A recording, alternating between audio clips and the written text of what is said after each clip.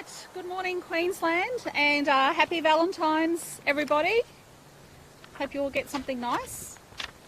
Okay, so we'll do the COVID update first, and then we've got a significant announcement today about health, and then we're happy to move on to other questions. So we've got 3,750 new cases, including 2,426 positive rats. Tragically, there have been 6 people who've lost their lives overnight, and once again, on behalf of Queensland families, I pass on my condolences to loved ones during this time. I'm advised 3 were in aged care. In terms of our numbers in our public hospitals, the Chief Health Officer will give a little bit more about that, but there's 484 in our public hospitals and 30 in private, 41 in ICU, 20 ventilated. Vaccine coverage, not much movement there, 92.36% at least one dose and 90.31% double dose. Boosters, 61.59%. 5 to 11-year-olds, 41.12% of eligible children. Once again, parents, please have a serious think about getting your children vaccinated if you haven't. That would be great. And the rats just keep on coming in, so that's good that they're coming in now and going out to the centres that need them the most. So I'll hand over to the Chief Health Officer and then the Health Minister, and then we'll move on to our next announcement. Thank you. Thank you very much, Premier. So sadly we have 6 deaths to report today. 1 person in their 50s, 1 in their 60s, 1 in their 80s and 2 in their 90s.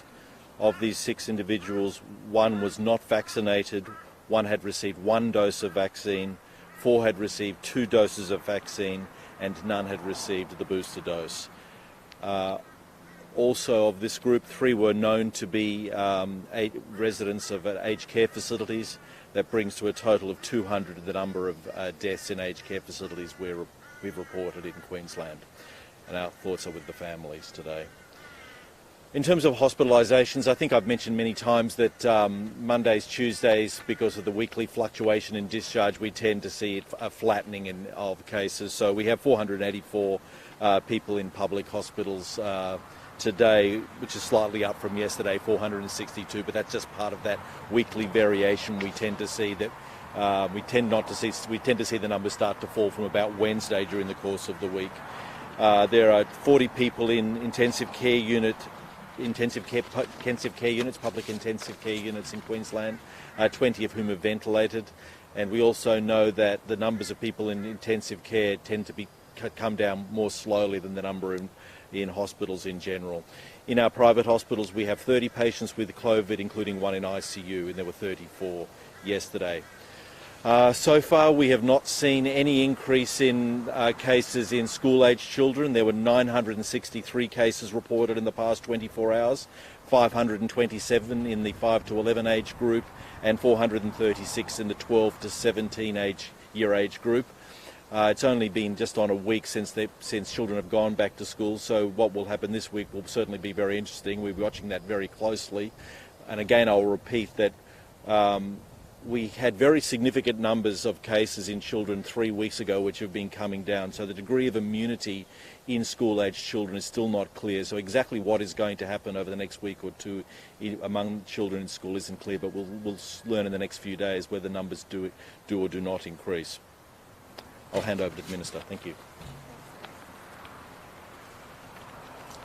Well, it's great to see the numbers continuing to come down and the pressure continuing to come off our hospital system. As the Chief Health Officer said, we always see slightly higher numbers as far as hospital beds on a Monday morning, but it's good to see that our ICU numbers have come down again from 44 yesterday to 40 today.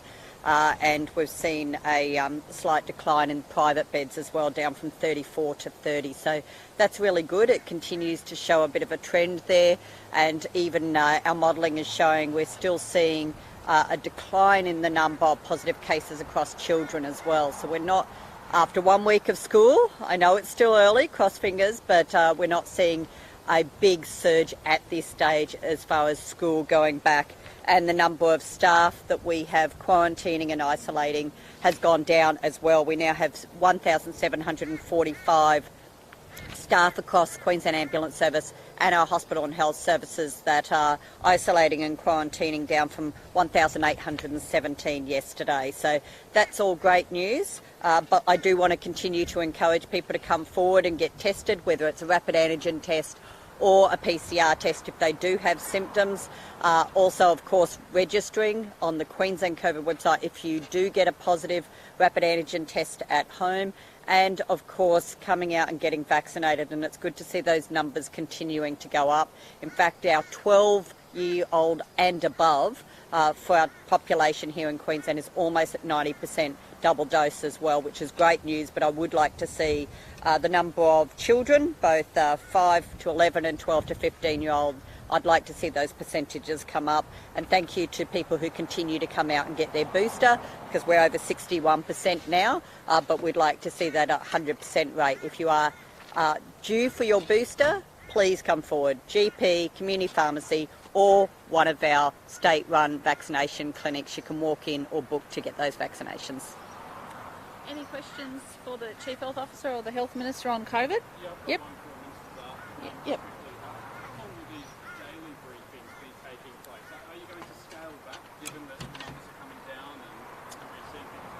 Thanks, Josh. Well, I smile because we had that conversation this morning.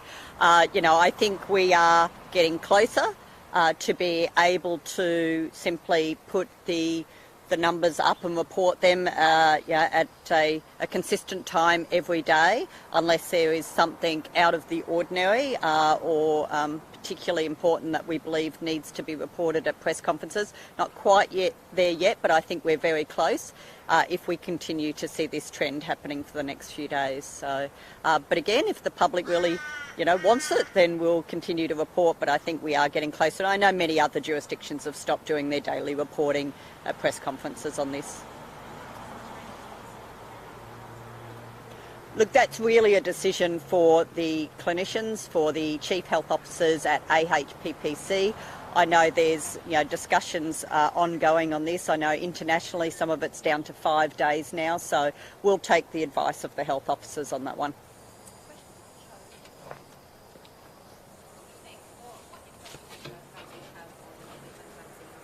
We think that there are some people who have held out for an alternative vaccine. As you know, I don't think it was necessary, but there are some people who wanted a more conventional protein-based vaccine, and so I think our numbers will increase somewhat.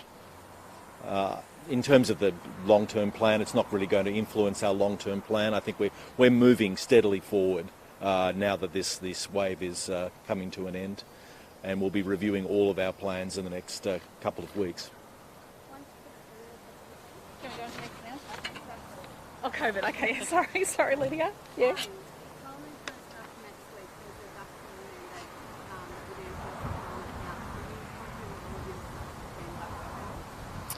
Well, I'm confident within my office they have been. We can find out for you, but you can't enter Parliament unless you're vaccinated. That's the ruling from the Speaker.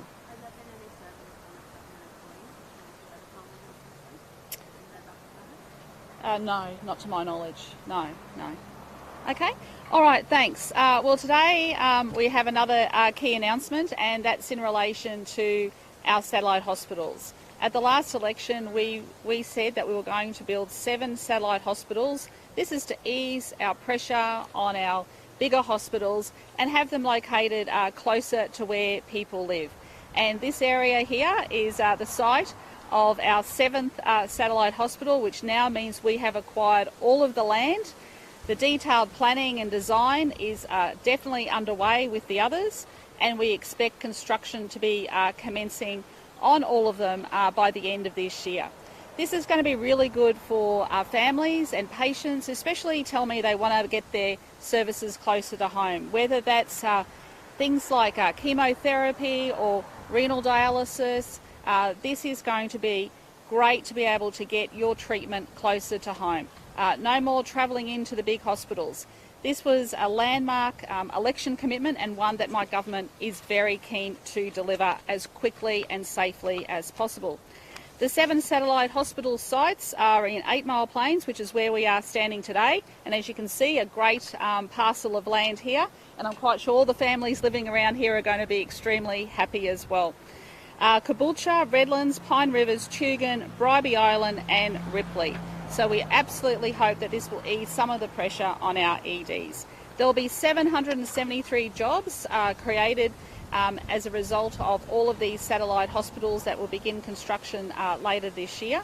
And this is fantastic news, especially for our employment and making sure that people have a job and be able to have a roof over their head and provide for their families. These are fundamental core values that we stand for as a Labor government. I know that the community is very excited about these satellite hospitals, and hopefully in the future we'll be able to look at rolling out more. But we'll have to evaluate that first. We're looking forward to getting them up and running as quickly and safely as possible to provide these services closer to home. I'll hand over to the Health Minister. Then we've got the Treasurer to say a few words. We've got the local members here as well. Thank you. Thank you, Premier. And this is an exciting day that we have secured the last site in the 7 satellite hospitals. And in doing so means that we can start construction later this year and have these sites operational in 2023. And the difference this will make is that we're bringing healthcare closer to the communities and taking pressure off our major hospitals. And the way that it does that, there are many, many health services that we deliver inside our major hospitals that don't need to be there. Outpatients, dialysis, oncology, minor injuries. These things can be done closer to the communities in other facilities, such as these satellite hospitals, that free up space in our big hospitals. I know locally in my area, that meant we freed up an entire floor by moving our dialysis and oncology out of the hospital and meant we could establish a whole new ward. That's extra hospital beds, overnight beds, by creating space in our hospitals.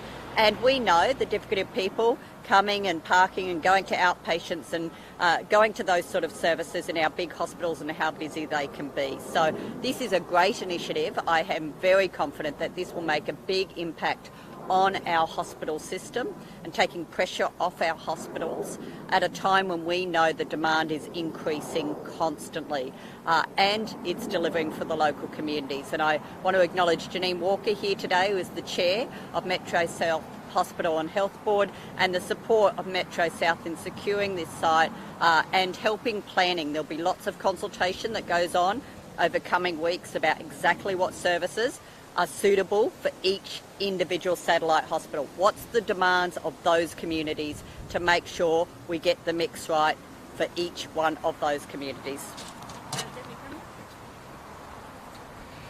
The Palaszczuk Government Satellite Hospital program is an Australian first, and today we're locking in the 7th location. It's ideally located between QE2 and Logan Hospital. That's exactly what we were looking for. Locations that are easier for patients to get to, easier and cheaper for patients to park at, but also allows us to decant services from our tertiary hospitals, the most expensive real estate in our health system, and move them here, creating capacity in our hospitals. So this is a fantastic program, and I'm really looking forward to seeing construction begin. Well, the announcement today is great news for the south side of Brisbane and for the city of Logan, and from my perspective, particularly for the state electorate of Woodridge that I'm so proud to represent in the Queensland Parliament. The site of this satellite hospital will be just so accessible. It's close to major motorways, it's close to major arterial roads, it's close to major bus stops and bus routes, and it's close to the busway. Very importantly, it will complement the work and support the work of 2 large tertiary hospitals, the QE2 Hospital and the Logan Hospital. For people living in my community, living in suburbs like Woodridge, Logan Central, Berrinbar and Kingston, it'll be easier for them to come to this satellite hospital than it will for them to go to the Logan Hospital. So it will mean more services closer to people in the community, and that's what the satellite hospitals are all about. Of course, the 100 construction jobs that this project will support is another example, will be another project, another example of how we are supporting construction in our economy as we come through COVID-19. And construction has barely stopped during the Omicron wave. It has surged through the Omicron wave, continuing to support jobs. The latest housing approval data from the Australian Bureau of Statistics in December shows house approvals are up 31% compared to May 2020. So that's when the first wave of the virus really started striking Queensland, and it's been even stronger in the Logan-Beaudesert area, with house approvals up 50% year on year. So this is another investment in healthcare, but it's also an investment in jobs and our local economy. Our government is planning and building for the future, and this smart infrastructure and smarter healthcare are yet another example of that. Peter? Thank you, Premier. I'm so pleased to be here today with the Premier, Deputy Premier, Treasurer and Health Minister to announce that we've identified the preferred site for our Southside Satellite Hospital. Located in 8 Mile Plains, this is a huge win for my community. Securing the preferred site is another important milestone in this project. A new satellite hospital for the Southside means even stronger healthcare and jobs during construction and beyond. I know the Southside has had significant growth, and as the member, I have to say it's the place to be. The Palaszczuk government continues to deliver services in the Southside needs. Now is the right time to invest in additional infrastructure to make sure the residents in this area continue to receive maximum health care. Thank you. And I also want to acknowledge that Corinne and James are also with us here today. So are there any questions on the satellite hospitals? We're aiming as quickly as possible to get these up and running. So I think everybody on my team has been made very well aware of how I want these delivered as quickly and safely as possible. The total budget for all of them, from memory, is around $265 million. Yep. Okay, any other questions? All good?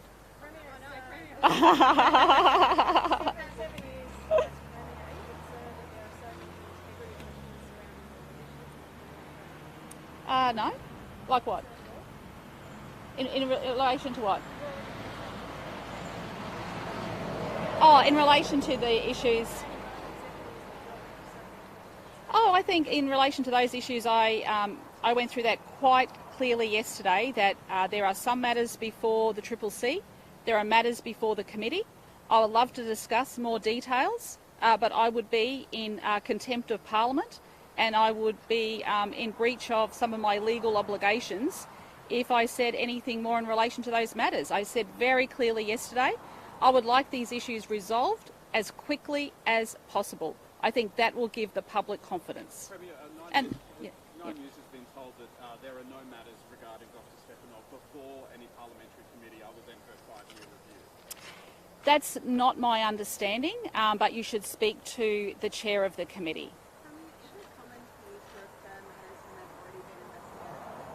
Yeah, look, that's a really good question, Lydia, and I'm more than happy to once again, because you weren't there yesterday, just to refresh everyone's mind and memory about what the Solicitor General said to me. Because, can I say, I pride myself in acting in accordance with the law and discharging my legal obligations according to that.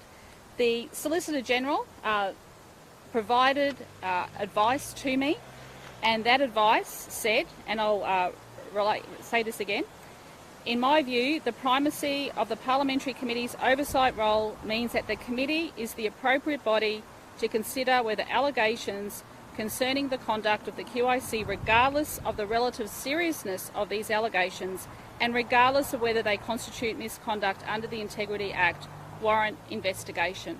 So I have absolutely discharged my obligation that I was required to do.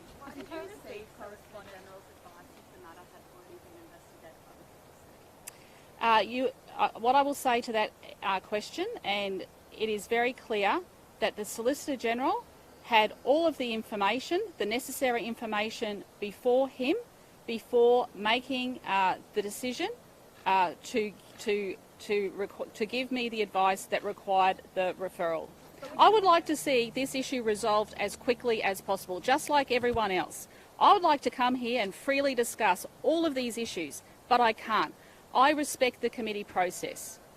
When did you receive, or did you receive correspondence from the Triple C before you made the referral? Did I personally receive?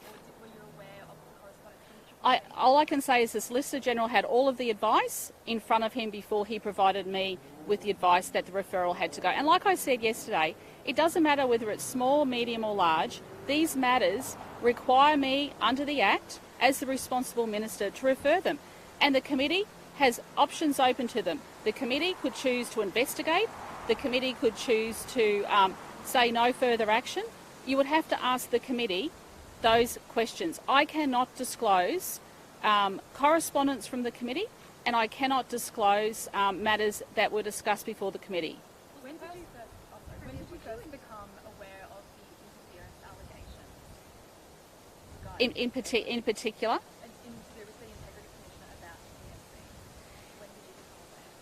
Sorry, in relation to, you've got to be very specific here because there's a lot of issues around and I don't want to be in contempt. Okay, so...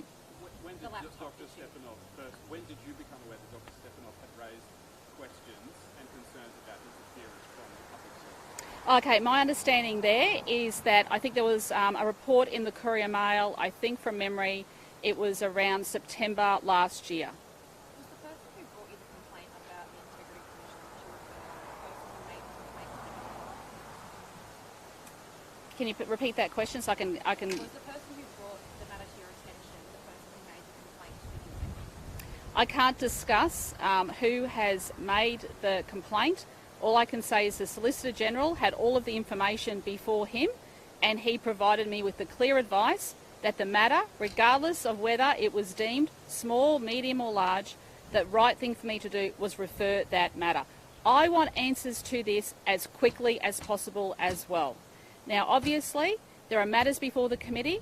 I cannot talk about those matters. Did you think it was strange that someone brought this matter to you 2 years after it allegedly happened and after the Triple C had dismissed it? The Solicitor General had all of the advice provided to him and he gave me the clear advice after he had all of the advice in front of him that I had to act. And it was clearly up to the committee to either investigate it, dismiss it, or ask for further questions. They are questions for the committee. Premier, Dr. Stepanov issued a statement this morning saying Yes. it's entirely expected that as part of any meaningful change process there will be ebbs and flows. Is it fair that she's been put under so much pressure and scrutiny right now? Oh, as I said yesterday, and I'll say it again, I absolutely respect the Office of the Integrity Commissioner. It is an office that provides confidential advice. It is an office that is highly regarded, and I absolutely respect that office. Given that the Triple C have already investigated the matter and the timing of the referral in relation to Dr. Stepanov's allegations, do you think you would use to try to enliven a new investigation for us? Can I just say once again, all of the information was before the Solicitor General. That advice was to me to make the referral, and that's what I had to do. And it doesn't matter whether it's a small matter or big or whatever, because it's the committee that has the oversight of the Integrity Commissioner. Not me. It's the committee.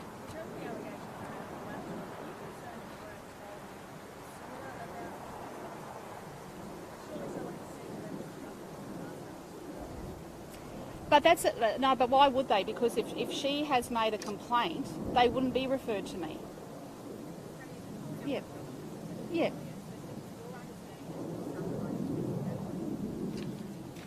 I have to abide by and respect the institutions. So as I said yesterday, my understanding is that there are some matters before the Triple C, and my understanding is that there are some matters before the Parliamentary Committee. That's a couple more because I really have to go to Cabinet, yeah. Are they the matters about her Josh, I mean, I can't say. I'm sorry. I'd love to tell you more. I don't know exactly the extent of her allegations. That's a matter for her. But I would like these resolved as quickly as possible in the public interest. I absolutely would like to see a resolution to all of these issues as quickly as possible.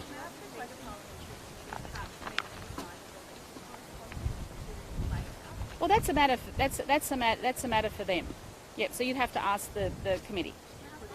On another matter, Yeah. up in Cairns, there's been a terrible road accident. There's Yeah. teenagers in a car. A 14-year-old boy has died. Are you concerned that it's getting out of control? Well, Josh, I've only just heard about that. That's a tragedy for any loss of life on our roads, especially a young life.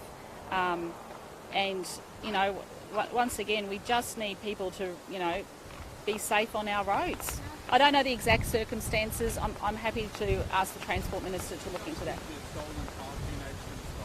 Yeah, well, that's not on. Like honestly, I mean, we have put on extra police. I know the police try their hardest, but you know, these young people should be at home with their parents or loved ones. They should be in loving families, not out on the roads and not at that age. You know, someone's lost their life here. Yeah, sure. Thank you. Yeah. So the committee reported back on Friday about the evidence bill. Yes. Can you just explain, given so many commuters were supportive of extending the shield to Yep. investigation, and there was none the people surveyed, why did you decide, why did the committee decide not to extend that privilege? Basically, the evidence that the committee had received was that there's further investigation to occur to amendments to the CCC Act, and once that occurs, then that matter of shield laws in relation to those closed hearings or the hearings that the CCC conduct can be canvassed at that time. So given the shield hasn't been extended, it still leaves a number of journalists exposed. So if that's the shield law, so that's that, until that's changed in the CCC Act? The difficulty with answering your question is that we don't know what happens at the CCC because that's the way the CCC is structured. It's a completely, private and confidential method by which they gather their evidence. So I can't anticipate how many journalists are in jeopardy because the shield laws haven't been extended to confidential hearings at the CCC. Thanks, everyone. About the airport, if I could Which airport? about the Brisbane airport. Yep. The Greens saying that they wish that there was a curfew in Brisbane with the new runway. Are you doing? Is there any leeway? My understanding that's a matter for the federal government. The DP might be more aware. Yeah, it's federal. Yep. Yep. Happy to write a letter to the federal government about it. Yep. Okay. Thanks, everyone. Thanks for coming. Oh, yeah.